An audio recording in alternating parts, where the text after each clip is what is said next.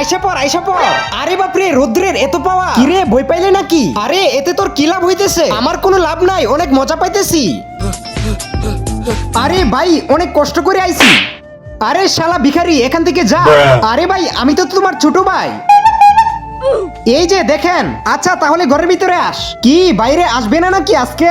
আরে ভাই, আমার তো গামে শরীর ভিজে গেছে, তাড়াতাড়ি কুলারটা অন করো। আরে ভাই, অনেক মজা লাগতেছে। আরে আরে ভাই, তাড়াতাড়ি চুলাটা বন্ধ করেন। আরে এত গরম দিকে তো সাইন্টিস্টই বাঁচাইতে পারবো।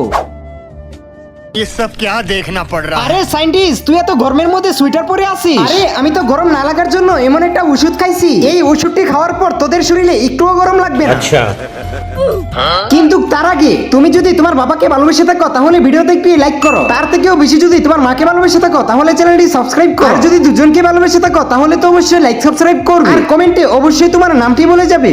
কি ভয় পাইতেছস নাকি? আরে রোদের মধ্যে আও, তোদেরকে উচিত শিক্ষা দিমু। আরে আমাদের তো কিছুই হইতাছে না। আরে আমার পাওয়ার তোদের শরীরে লাগতেছে না কেন? আরে আমরা তো ঠান্ডার ওষুধ খেয়ে ফেলেছি। আমার পাওয়ার থেকে বাঁচার জন্য তো তারা ওষুধ খেয়েছি। আর যখন আমি থাকবো না তখন ঠান্ডার মধ্যে কিভাবে বাঁচবি? আরে বাপরে, এত বেশি ঠান্ডা, আমরা তো মরেই গেলাম।